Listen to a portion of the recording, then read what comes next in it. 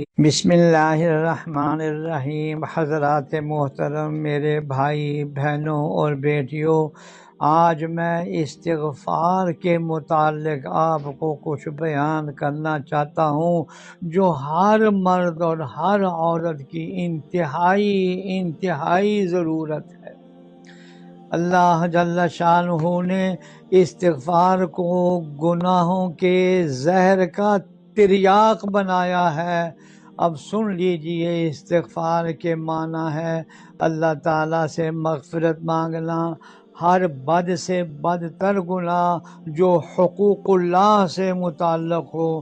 توبہ اور استغفار سے معاف ہو جاتے ہیں، لہذا جب کوئی گناہ صغیرہ یا کبیرہ ہو جائے تو فوراً توبہ اور استغفار سے اس کی تلافی کرنی چاہیے۔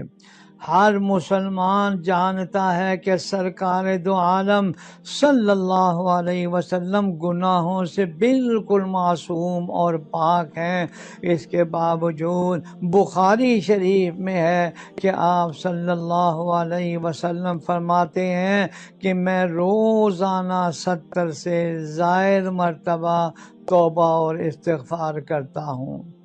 اور ایک حدیث میں ہے کہ جو شخص استغفار کی پابندی کرے، روزانہ پڑھے، اللہ تعالیٰ اس کے لیے ہر تنگی میں آسانی کی راہ نکال دیتے ہیں اور ہر غم کو دور فرماتے ہیں، اور اس کو ایسی جگہوں سے رزق عطا فرماتے ہیں جہاں سے اس کو گمان بھی نہیں ہوتا ہے۔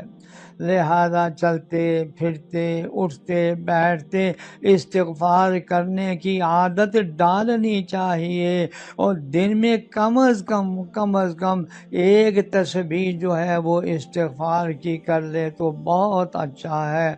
استغفار ہر زبان میں ہو سکتا ہے، لیکن حدیث کا جملہ استغفار کا ہے، استغفر اللہ ربی من کل ذنب واتوب الیہ، جس کا ترجمہ یہ ہے کہ میں اپنے پروردگار سے ہر گناہ کی مغفرت مانگتا ہوں اور توبہ کرتا ہوں۔